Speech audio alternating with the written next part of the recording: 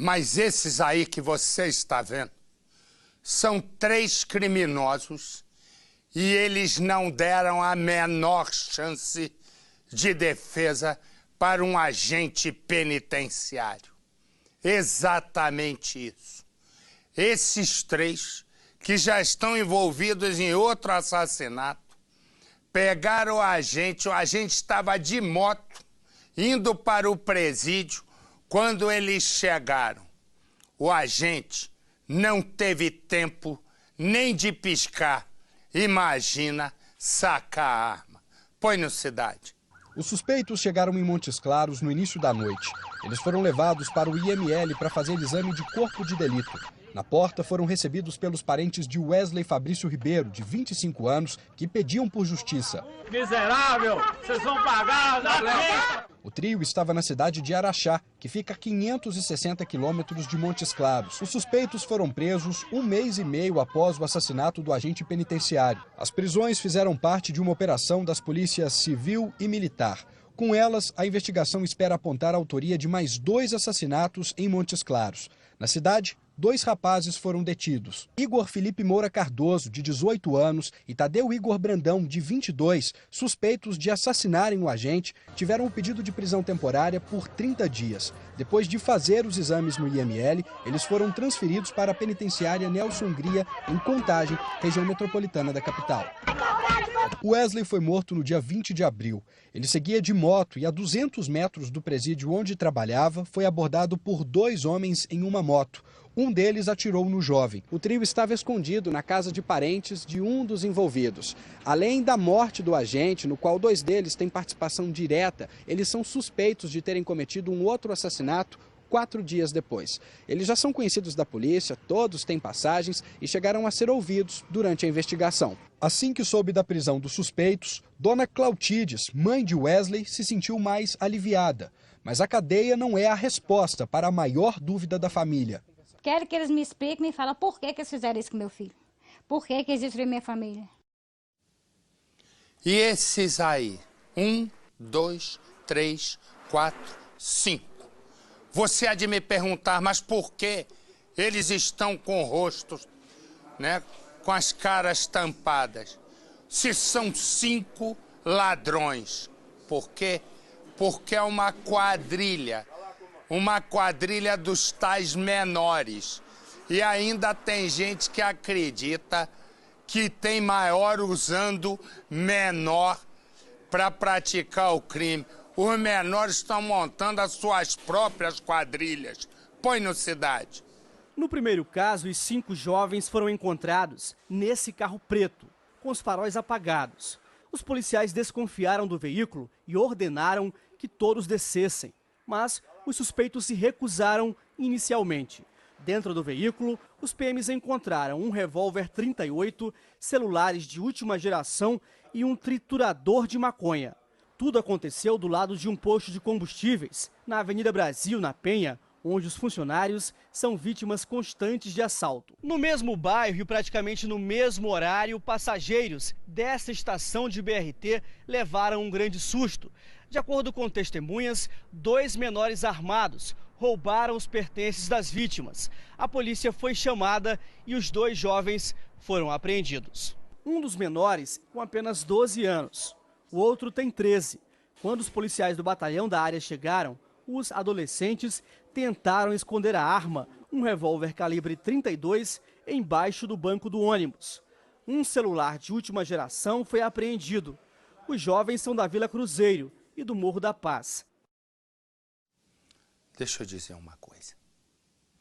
Pensa se eu estou certo ou se eu estou errado. Mas eu digo sempre aqui. Chegou a hora de reduzir a idade penal. Isso já está praticamente, né, tudo leva a crer que vai ser aprovado na Câmara dos Deputados. Mas essa coisa de que vai ter que medir se é crime hediondo, se não é crime hediondo, tem que diminuir a idade penal para todos os crimes. E não é esse ou aquele quem vai dizer se o crime é bom ou se o crime é hediondo. Todos os crimes. reduzir a idade penal como um todo. Porque dizer que um sujeito, como esses moleques que a gente viu, bota uma faca, a pessoa morre do coração, e aí? Conversa, tudo. Aqui está uma criança. Raquel vai até a casa da vizinha e pede para ela cuidar do filho de 5 meses que você vê aí. Ela foi comprar leite para a criança. Sabe o que a mãe fez? Desapareceu. A vizinha espera e nada da mãe voltar. Sabe quanto tempo? Passam 48 horas, 2 dias. Ela então decide levar o bebê, né, até a delegacia integrar a criança. A mãe do bebê continua desaparecida e ninguém sabe quem é o pai. Põe no Cidade.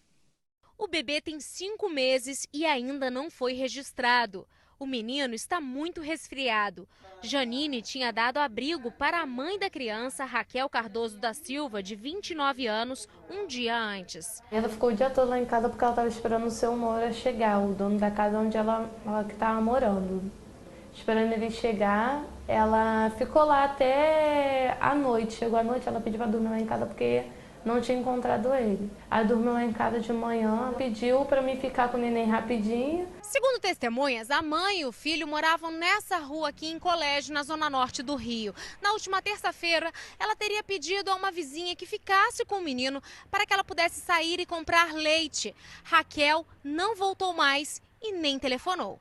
Depois de ficar 48 horas sem dar notícias, Janine preferiu comunicar à polícia. É muito ruim ter que trazer a criança para ir para um abrigo, mas era o melhor, porque senão, se eu não trouxesse ele, acontecesse alguma coisa com ele, e a culpa cairia para cima de quem? Para mim, porque eu não veio avisar que a mãe dele deixou ele contigo. Este vídeo mostra o menino já na delegacia, no momento em que foi entregue ao conselho tutelar. Ele deve ser encaminhado a um abrigo. O delegado responsável pelo caso acredita que Raquel tenha agido de forma premeditada. Segundo a polícia, a mulher tem outros 3 filhos que moram com outras pessoas. O delegado está atrás da mãe. Se for confirmado o abandono de incapaz, a acusada pode pegar pelo menos 3 anos de prisão. Pensa no seguinte. A imagem que está aqui é um carro carbonizado e a polícia. A imagem que eu e você vamos ver é uma imagem extremamente difícil. Põe a imagem. Vai chegando a família. Naquele carro está Alex, 25 anos, casado e 3 filhos. A família chega porque Alex está morto. Os parentes choram. Há um ambiente de tensão. Ninguém consegue chegar até lá no carro, onde Alex está morto. Nesse momento, vão chegando e chega o primo. O primo que era mais próximo a Alex. Ele olha e se desespera. Ele entra no mais completo desespero. Mas há um segredo.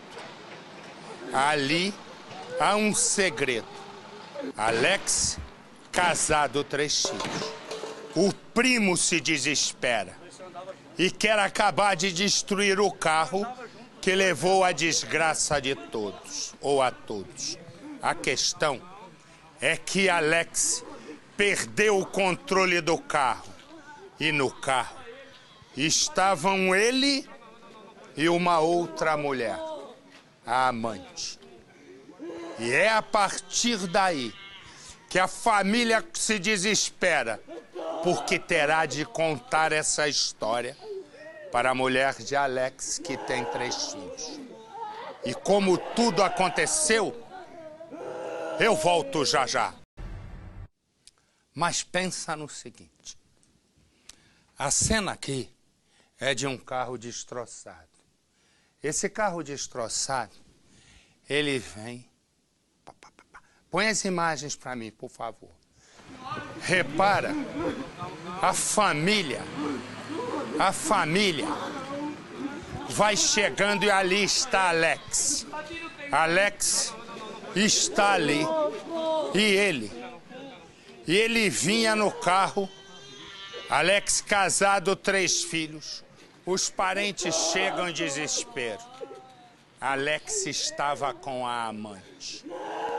E com a amante ele perde a direção do carro. O carro bate e Alex é carbonizado. A namorada escapou. Põe no Cidade. O primo do rapaz que morreu carbonizado teve um surto nervoso no local do acidente.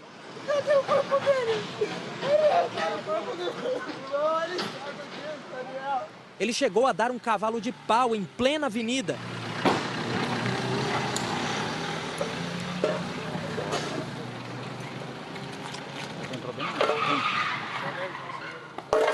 E descontou a raiva no que sobrou do carro. Ele morreu,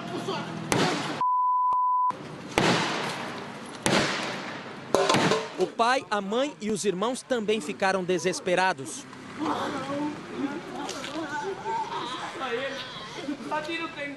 A vítima fatal é o mecânico Alex Thomas de Oliveira da Silva, de 25 anos. Segundo a família, ele não tinha habilitação e, mesmo assim, saiu de casa dirigindo este carro que ficou despedaçado. A força da batida arrancou um poste da Avenida Afonso de Sampaio e Souza, no Parque do Carmo, zona leste da capital.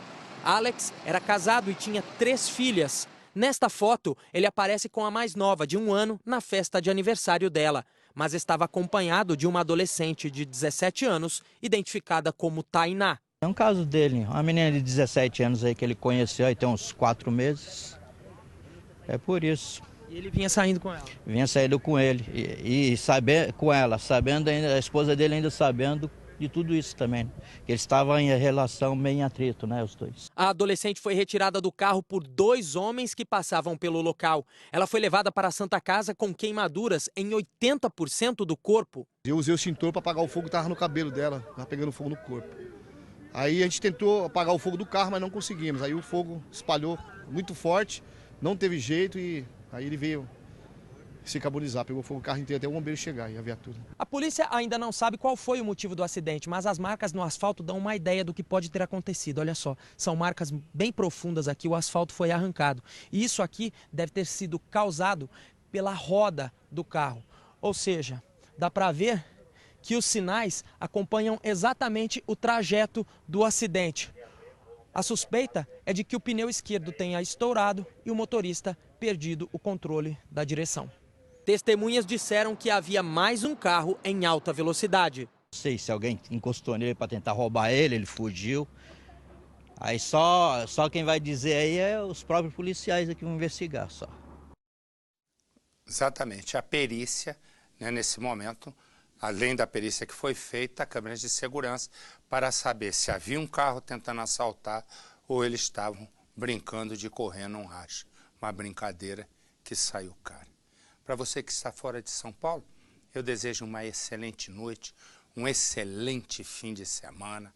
Amanhã tem Cidade Alerta especial com o nosso bate e eu e você nos encontramos na próxima segunda-feira. Fique com Deus. E nós, bota a imagem. Imagina o que deve ser, né? Agora para a família, 3 filhas, mulher, explicar que ele estava com a amante. Ainda tem um pouco de sorte que o pai é calmo e tem uma fisionomia de um homem bom. Vai ter que o pai agora ajudar a criar as 3 filhas, né, do filho que arrumou uma amante e acabou num poste. Mas vamos lá. Nossa Senhora. Vocês dois. Tudo certo aí, ô bermudão? Aí, ó. O que acontece? Vamos passar o dia dos namorados. A ideia dos dois era passar o dia do namorado no motel, na alegria monte, sapé que aiá, tudo lindo. Estão na cadeia nesse momento. Eles vinham numa moto, a polícia parou, a moto era roubada, A moça estava carregando pedra de crack e ele disse para a polícia, sabe o que eu ia fazer, seu policial? O policial já meio zangado, doido para dar-lhe o Anderson Silva. Ele disse, policial, eu ia para hidromassagem com ela, ia fumar crack e fazer sapé que iaiá. Agora ele está numa cadeia cheia de rapazes. Põe no Cidade. Este rapaz que você vê nas imagens, ele só queria uma coisa. Tomar uns banhos nas banheiras de hidromassagem, mas amanhã ocorre de novo. Ele queria um banho diferente, ele queria curtir o Dia dos Namorados junto com alguém, no aconchego de um motel. Ele conseguiu emprestado uma motocicleta de um amigo para levar a moça na garupa para... vocês já entenderam, se eles iam pro motel, o que eles iam fazer. Eles foram parados pela polícia. Revistando ali e tal, descobriram que esse jovem aí já tinha várias passagens pelo setor policial. Aí, consultando a motocicleta, ela foi roubada no dia 10 deste mês. Pois é, motocicleta furtada. O jovem com várias passagens pela polícia, o que aconteceu? Eles vieram pra cá. Aí nessa conversa toda de vem pra cá e vai pra lá, conta o que estava fazendo, de onde que ele conseguiu essa motocicleta, os policiais foram revistar a bolsa da jovem que estava com ele. Dentro da bolsa dela tinha 16 pedras de crack. Agora ele conta pra gente por que essas pedras estavam ali. Isso aí eu catei pra nós fumar lá na banheira da massagem, mas não teve como curtir um banho de hoje. Ele assumiu toda a bronca, então a garota logo foi liberada. Mas o detalhe é o que ele falou para nossa equipe depois de tudo isso que aconteceu. Agora é só ducha gelada no coco. Folgado, hein, PC? Ducha de água gelada, ele entrou numa fria mesmo. Boa, é verdade. Aqui. Regiane e Fabiano. Naquele dia, corta aqui pra mim. Naquele dia, Regiane tinha uma ideia. Ir na festa da cidade e conseguir acabar com a solidão. E Regiane foi. Regiane foi e acabou com a solidão ali mesmo. Conheceu Fabiano. Uma beleza. Os dois se encontram e Fabiano chega e diz assim para mim: oi, meu amor. Há de ser essa pequena frase de 2 palavras que ela escutará no início e no fim. Mas no início, Fabiano se entrega à moça. E o que é um namoro acaba virando um casamento de 7 anos. O problema é que Fabiano é um sujeito extremamente inseguro. Inseguro. E ele é inseguro e sempre acredita que Regiane está aprontando alguma, sem perceber que Regiane trabalha como professora.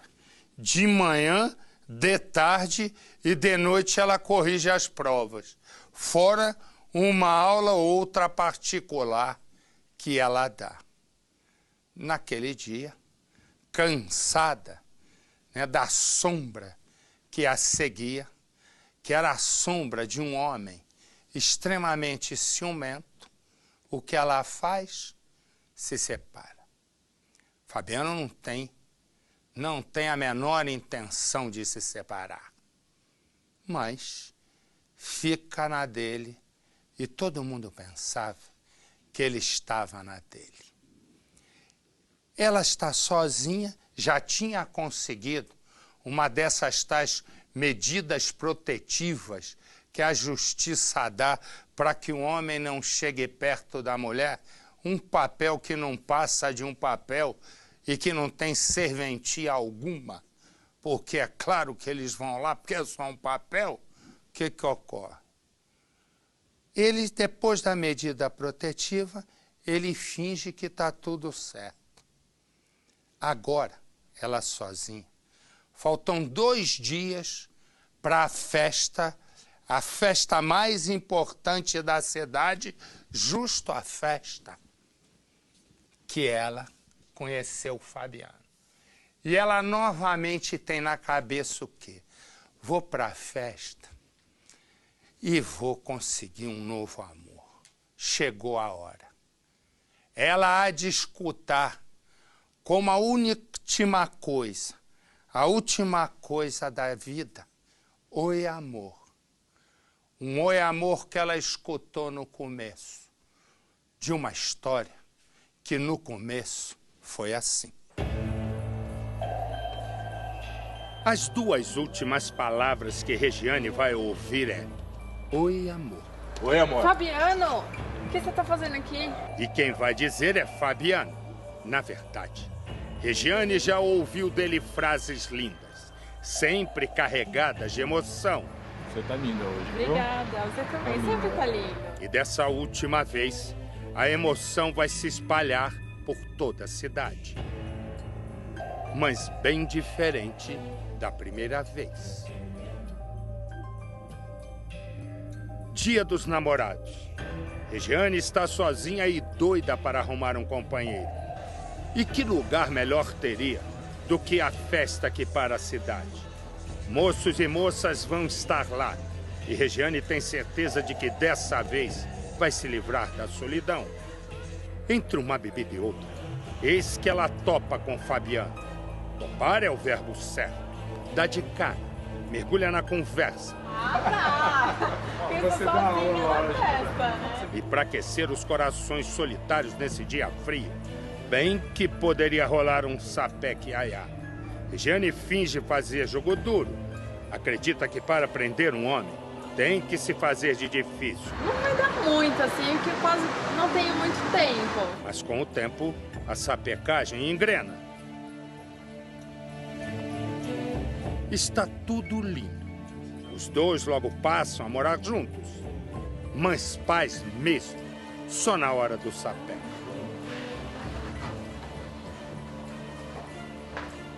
No resto, só brigas. Eu já falei pra você. Paranoia sua. Eu não quero saber, eu já falei pra você. Toda vez é a mesma coisa. Fabiano morre de ciúmes da agora esposa. Não que ele tenha motivos, afinal. A única coisa que Regiane faz é trabalhar. É pra você. Ela é professora, dá aula em 3 períodos e à noite ainda tem que corrigir provas. Regiane faz dinheiro para sustentar Fabiano.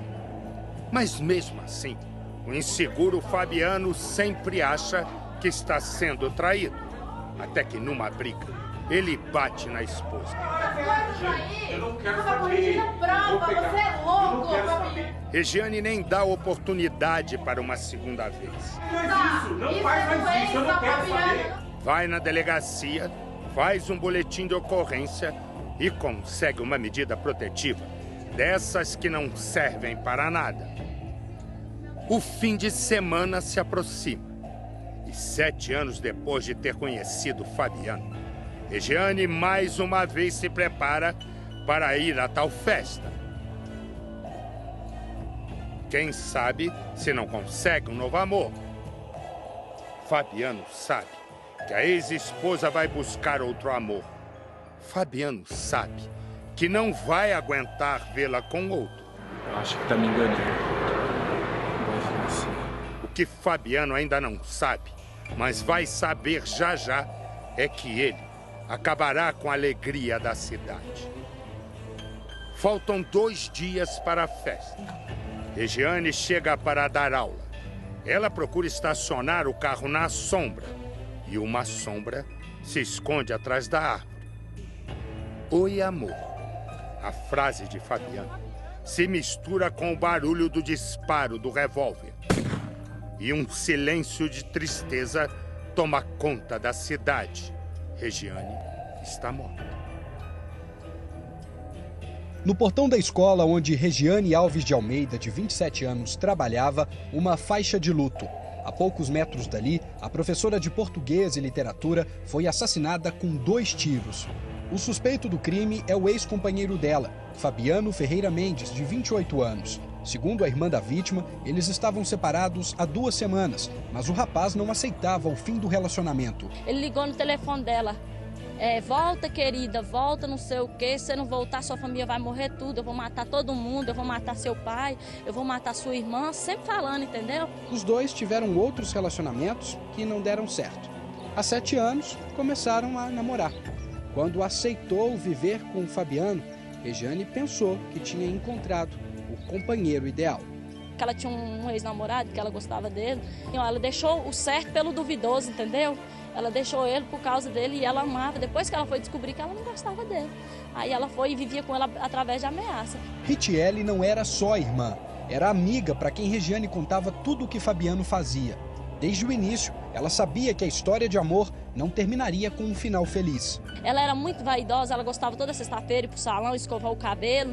Ela gostava muito, toda festa que tinha, ela gostava de comprar uma roupa, só que ela não estava podendo ir mais, ela não estava podendo mexer com a vida ativa dela, porque ele cortou isso tudo. Segundo Ritiele, a família de Fabiano opinava muito na vida dele e da irmã. O rapaz tem um irmão gêmeo, que de acordo com ela, não saía da casa de Regiane. Mas ela era assim, ela casou com um, era casada com os dois, que era ameaçada pelos dois irmãos gêmeos, entendeu? Os dois ameaçavam ela, os dois interviam na vida dela. O casal morava em uma residência neste bairro. Desde que se separou de Fabiano, Regiane se mudou para a casa dos pais. Há 12 dias, ela precisou da ajuda da polícia para ir até o local buscar alguns objetos que haviam ficado. Essa, inclusive, não foi a primeira vez que os militares tiveram que intervir na relação dos dois. O desentendimento entre eles era frequente. Porque já tinha um problema, já, assim, de vez em quando, né, de briga conjugal, né, entre eles. E sempre a gente era solicitado. Quando solicitado, a gente dava apoio, né, que podia fazer dentro da medida das condições que a gente estava fazendo. Seu Natalino, pai de Regiane, não sabia das confusões do casal, mas desde o início sempre foi contra o relacionamento. Todo mundo sabia, mas para mim ela não me comentava nada, né, porque eu era muito revoltado por causa disso. Regiane já tinha procurado a Polícia Civil para representar contra Fabiano e pedir medida protetiva. A preocupação de seu Natalino não era à toa. Ele sabia do passado do genro. O jovem ficou preso por 1 mês em 2010 e tem várias passagens pela polícia. Regiane chegou para dar aula às 6h30 da manhã. Ela tinha dado carona para uma colega de trabalho e foi estacionar o carro. Aqui em frente à escola estava bastante movimentado. Era a hora de entrada dos estudantes, a maioria deles crianças. A professora então estacionou o carro bem aqui, debaixo dessa árvore. E quando desceu, foi surpreendida por Fabiano. Quem viu a cena contou que durante a abordagem o homem ainda disse "Oi, amor". Foi o pretexto para que o suspeito fizesse o que já havia prometido: matar Regiane. Toda vez que se separava, ele ficava ameaçando ela e ela pegava e voltava, né? Aí a coisa é difícil, né? Porque é minha filha de coração. Era a filha mais velha do senhor, né? Alunos da escola presenciaram o crime. Segundo a diretora, alguns correram e ficaram apavorados. Estamos profundamente tristes. Régia era uma excelente professora, muito querida por todas, sempre disposta a nos ajudar, né, para a escola crescer. Para a gente é uma perda total. Depois do crime, Fabiano fugiu a pé. As testemunhas não souberam informar a polícia em qual direção o homem correu, mas repassaram informações que podem ajudar na prisão dele. Ele usava um moletom azul de capuz e estava de boné. Na última conversa que teve com Ritiele, Regiane comentou que estava com medo e deixou um recado. Mãe interveio ainda no assunto, porque assim, isso não é conversa, você está conversando. Você está parecendo que você está despedindo uma da outra, entendeu? Aí ela falou assim, se eu morrer hoje não é para deixar ninguém. Se alguma reportagem sair que eu fui feliz, é para falar que eu vi 7 anos de tortura, de sofrimento e infelicidade. E este é Fabiano, o homem que está foragido. Se você viu esse homem, se você conhece esse homem, se você sabe onde ele está, ligue. Ligue para o Disque Denúncia, ligue para a polícia e a sua identidade vai ser mantida. No mais absoluto sigilo. Essa semana nós mostramos já uns 4 ou 5 foragidos, mas 2 já foram para a cadeia numa semana. E quem tinha mostrado há algum tempo, também. Quer dizer, é isso que eu digo, se vai botando a foto, eu e você contribuímos para quê? Para o fim da impunidade. É uma sensação boa de justiça. E vai que acha esse também. Trim! E esse prego aqui? Vai vendo? Vai vendo se é possível. Uma moça vai, pega o táxi dele, ela já tinha passado a régua, manguaçado. O que ele faz? E você ainda se chama Marcelo. E você acha que isso é bonito? Eu tinha que trocar o nome dele para outra coisa. Resumo. O que ele faz? A moça estava já meia tomada pelo álcool, mas estudante parou o táxi dele. Ela entrou. Me leva para a esquerda. Ela disse, tá bom. E ela dormiu. Ele, entrou para a direita. Subiu um morro. Quando ela sobe, ela vê, ele tá já partindo para cima dela, para violentá-la. Ela começou a gritar, saiu correndo. Põe mais dele para ver onde ele tá arrumado. Ele aí, tá preso? Tá uma pena, meu filho. Olha o rosto dele, todo arranhado. Olha lá, isso, olha para lá, isso. Olha o rosto dele, todo arranhado. A moça saiu se defendendo e, graças a Deus, escapou. Né? Ele estava tentando violentar a moça. Tirei esse azulzinho aí que eu acho que ele não violentou, não. Ele tentou. Né? Ela arranhou e, pernas para quem te quer. E ele foi parar na cadeia, a marca do crime. O que tem que fazer com ele? Se é no país que eu mando. Se é o país que eu mando. Homem que vai violentar a mulher, para mim é pena de morte, conseguindo ou não conseguindo. Põe no Cidade. Era para ser um retorno rápido e seguro para casa, mas acabou em violência sexual e por pouco não termina em morte. A estudante de 19 anos mostra os hematomas pelo corpo. Ela teve que lutar com o taxista para salvar a própria vida. Eu não conseguia pensar no valor da minha vida. Eu queria prender ele, eu queria matar ele, eu queria fazer qualquer coisa que me livrasse daquilo, livrasse qualquer outra pessoa daquilo. A jovem conta que pegou o táxi na saída de um bar na Lapa, na região central do Rio, com destino a Penha, na Zona Norte. Como ela não tem costume de beber, exagerou um pouco naquela noite e pegou no sono no meio do caminho. Quando acordou, estava em uma casa no interior de uma favela. Fiquei desnorteada, porque eu não sabia o que estava acontecendo, eu não sabia onde eu estava, e no início eu cheguei a achar que fosse uma situação conhecida, que eu estivesse na minha casa. Quando eu olhei para baixo e vi que ele estava em cima de mim, eu fiquei em pânico. Depois de lutar com o taxista, a moça foi rendida e colocada de volta no carro. Ao sair da casa, percebeu que havia sido levada para uma das regiões mais perigosas de Niterói, o complexo do Caramujo. O agressor seguiu então em direção à zona norte do Rio, mas nesse trecho da Avenida Brasil, ele parou o carro e tentou jogar a vítima nesse valão. Em um descuido dele, e mesmo muito machucada, ela conseguiu fugir. Assim que buscou ajuda na delegacia do bairro, a polícia saiu à procura do suspeito. Marcelo Avelino Nascimento, de 45 anos, foi preso menos de 24 horas depois. A polícia chegou até ele por meio da placa do táxi que a jovem conseguiu anotar. O suspeito também está com marcas no rosto e pescoço. Apesar das evidências, ele nega ter violentado a vítima. A gente teve uma briga corporal, só, mais nada. Eu não sou estuprador. Eu não sou. Sou pai de família, chefe de família, tem alguma coisa errada. Exames de corpo de delito teriam comprovado as agressões. O taxista teve a prisão temporária expedida e vai responder pelo crime de estupro com lesão grave. A estudante acredita que o suspeito só a atacou porque ela estava bêbada. A única coisa que eu tenho para dizer às pessoas é que elas observem o que elas estão fazendo, principalmente essa hora da noite, principalmente dia de semana. Que as pessoas pensam que o perigo mora na madrugada, no final de semana, mas no final de semana todo mundo está na madrugada. Dia de semana que não tem ninguém.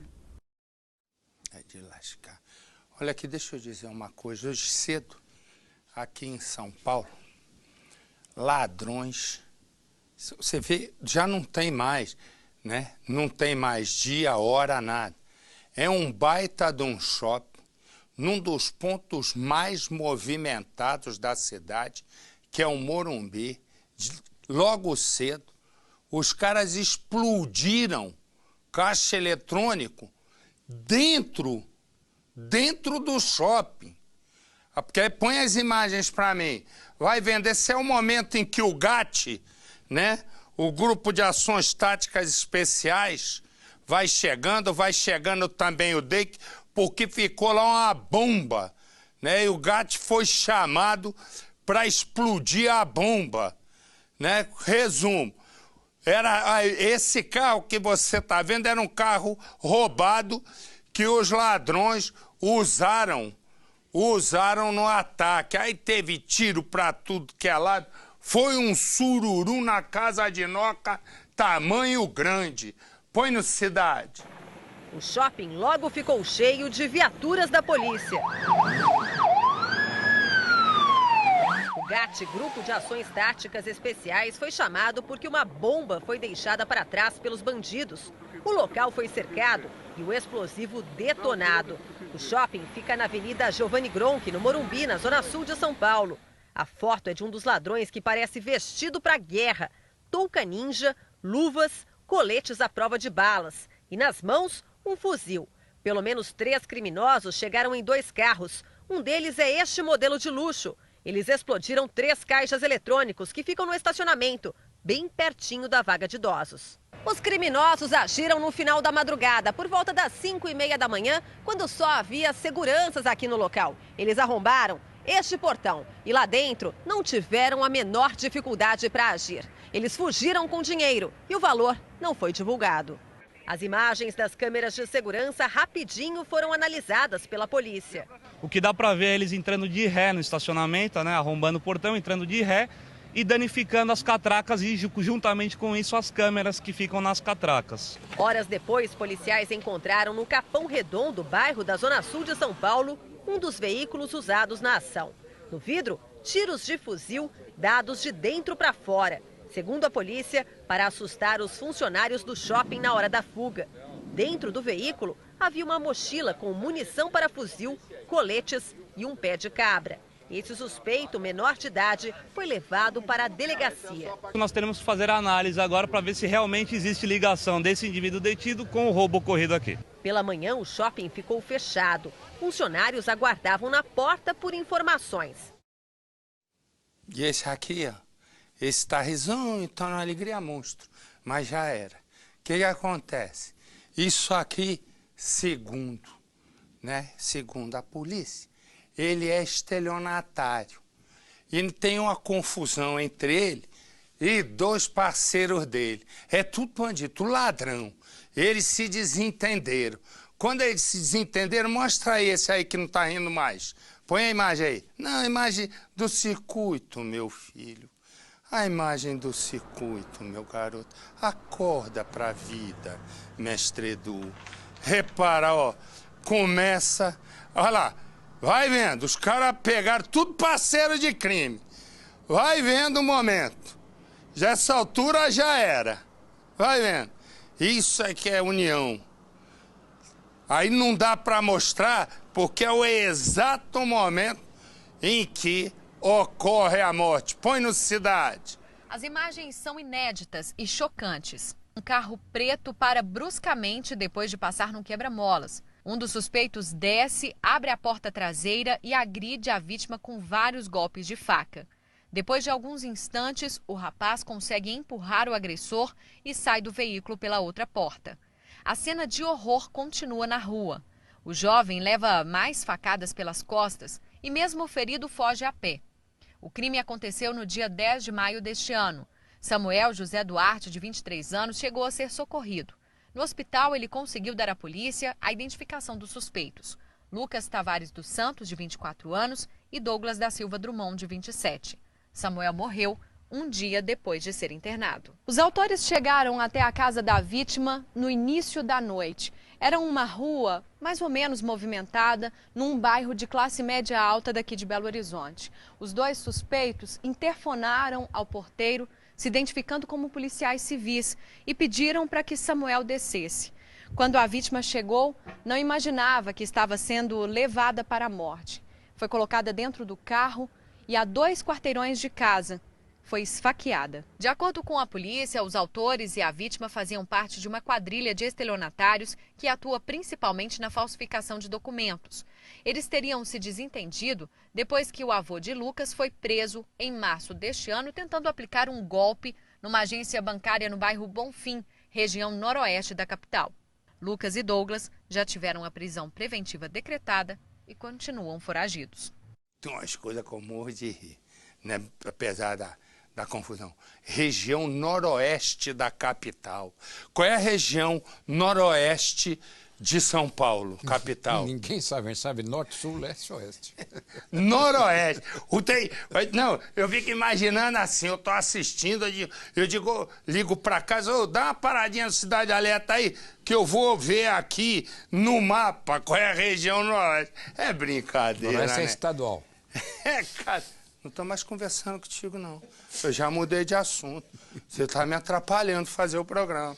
Tu já se meteu, já falou, parou e entro eu. Né? Pode ser? Tá certo. Então tá bom. Quer ficar no meu lugar? Se você estiver cansado, pode deixar que eu toco o barco. Ih, mascarado. Dá-lhe, Messi. Vamos lá. Esse é o Marcel, essa é a Graziele, esse é o evangelista. Misturando tudo dá 1 menos 5. Resumo, Graziele, né, é casada com o evangelista, mas tá lá. De repente, ela trabalha com o Marcel. Põe a foto ali. Aí ela trabalha com o Marcel, o negro da história. E aí o que acontece? Começa a namorar. Ninguém no trabalho dos dois confia. Por que eles fazem discreto? Porque os dois têm um medo que se pelam do ex-marido de Graziele, que é evangelista. Só que evangelista, né, descobre que a ex já está com esse. O que faz? De repente, né? De repente, 2 homens entram no ônibus de Maciel e sapecam Maciel. Não tem nem briga. Ele morre ali mesmo, no volante, né? O que acontece? A família dele diz que esse aqui é que bolou tudo, a família. A família está investigando. Põe no Cidade. Era a penúltima corrida do dia e logo o motorista estaria em casa para almoçar com a mãe. Mas antes disso, Maciel da Silva Nascimento foi morto, dentro do ônibus. Estava fazendo uma comida que ele gostava muito. Não cheguei nem a fazer, esperando que ele se largasse para almoçar. Maciel trabalhava como motorista de ônibus de uma linha intermunicipal. Ele fazia o trajeto entre Barueri e Cotia, na Grande São Paulo. Já estava há 2 anos na mesma empresa. Eram 10 horas da manhã quando Maciel viu 2 homens acenando neste ponto de ônibus, que fica ao lado da rodovia Castelo Branco. Segundo testemunhas, os 2 rapazes passaram um tempo bebendo antes de seguir viagem. Sem falar nada, a dupla sentou na primeira fileira de bancos e Maciel seguiu a corrida tranquilamente. Quando o ônibus chegou aqui, apenas um ponto depois dos 2 homens terem embarcado, eles pediram para descer. Disseram que seria apenas uma carona. Maciel abriu a porta, mas chamou a atenção dos 2. Um dos homens teria ficado irritado e disparou 3 vezes. Um dos rapazes ainda respondeu antes de disparar. Meu irmão pegou e virou para ele e falou: quando for carona, você avisa antes que eu não posso dar carona desse jeito assim, né? O rapaz pegou e respondeu, falou: avisa, Aí sacou da arma e atirou. Maciel nem teve tempo de reagir. Morreu no banco do ônibus. Uma execução. Os 2 homens fugiram sem levar nada. Maciel era separado e não tinha filhos. No velório dele, em Itapevi, a família afirmou ter certeza de que Maciel agiu corretamente e com educação. O motorista não era de briga. Todo mundo gostava dele. Ele não era cara de discutir, gostar de briga, nunca gostou de briga. Só assim, andava rindo. Até o pessoal fala, eita, esse homem nunca tem tempo ruim para ele, só é rindo, alegre, todo mundo. Maciel nunca teve problemas no trabalho. Por isso, a família acredita que o crime tenha sido motivado por ciúmes. É que Maciel estava namorando Graziele, uma colega de trabalho. Só que o ex-marido dela, Evangelista, não aceitava ver Graziele com outro homem. Para a mãe de Maciel, não há dúvidas de que o filho foi morto por Evangelista. Suspeita que só esse cara mesmo. Se ele não fez, mas ele mandou alguém fazer. Maciel foi casado por 2 anos. Ele e a esposa decidiram se separar. Os dois eram muito diferentes. Maciel voltou então a morar com a mãe. Era ele quem cuidava da casa e fazia de tudo para agradá-la. Ele falou, mãe, tão cedo eu não quero casar, vou cuidar da senhora. De repente se foi. É uma dor que nunca vai acabar. Foi após a separação que Maciel conheceu Graziele. Ela também é motorista de ônibus. Os dois começaram um relacionamento às escondidas. É que Graziele tinha medo das ameaças do ex-marido.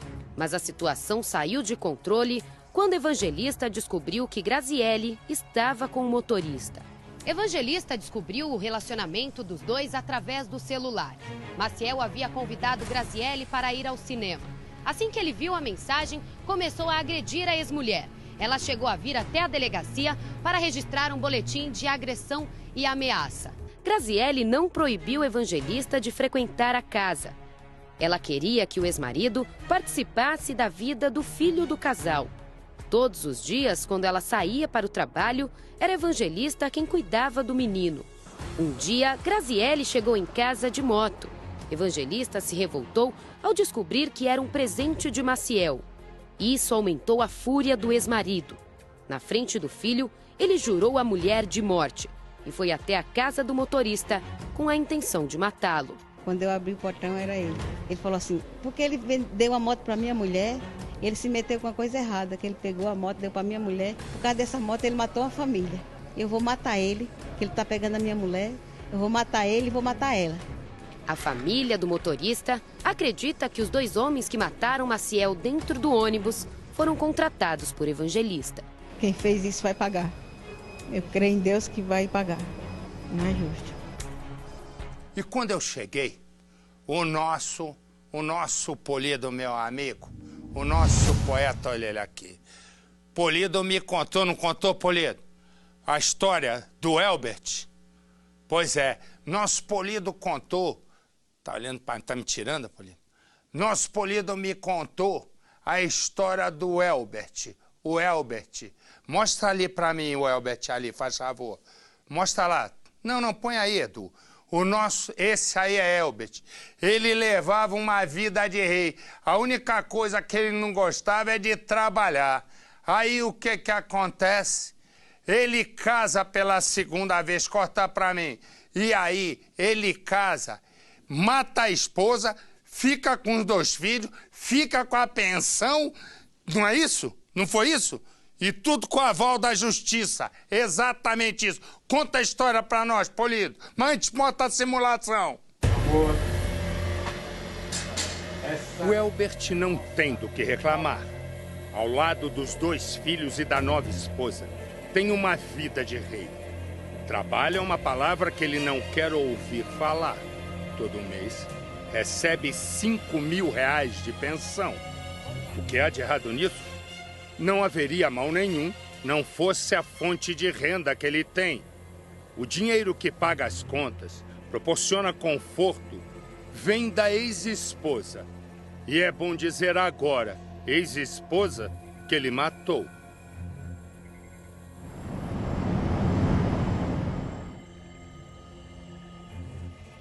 O Elbert e Vani se conhecem no trabalho. E quando os olhares são trocados, ele só pensa em 2 coisas: sapeca iaiá e dinheiro. Vou pegar minha ferramenta, dar uma apertada e já...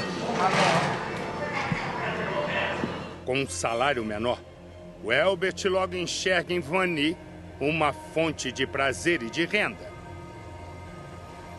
Ele investe na moça, conquista o coração de Vani.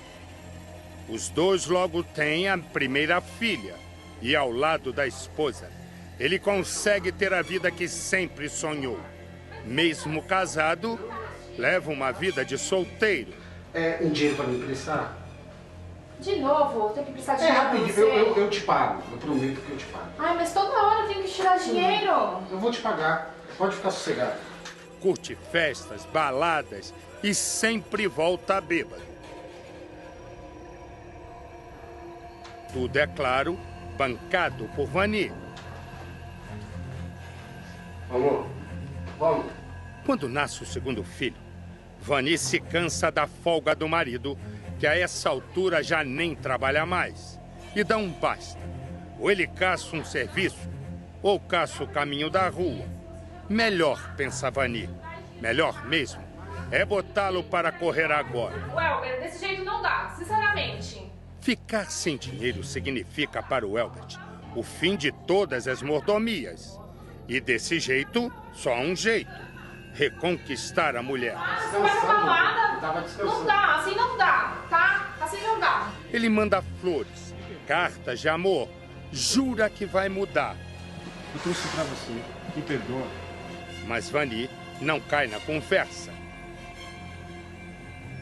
E o Elbert parte para a ignorância, passa a ameaçá-la. Vani. De novo não, você tem que voltar de pra novo. mim. Volta pra mim. Volta pra mim, Vani. Volta pra mim. Eu vou acabar fazendo uma besteira. Larga. Volta pra mim, Vani. Larga, me solta, eu não quero mais você. Você vai ver. Vou te pegar ainda, você vai ver. Até que invade a casa da ex para fazer sapeque e a forca. Isso, me solta. Vani consegue escapar, chama a polícia. O Elbert foge, mas não por muito tempo. Naquele dia, ao sair do trabalho, Vani é sequestrada, colocada à força num carro. Fica de boa! Na manhã seguinte, o corpo é encontrado numa praia. Mas o Elbert deixa vestígios. O carro em alta velocidade passa por um radar que registra a multa. É uma das provas de que foi ele quem a matou. Mesmo sem confessar o crime, ele é preso. Fica 5 meses na cadeia. Acaba solto, porque os laudos da perícia chegam atrasados.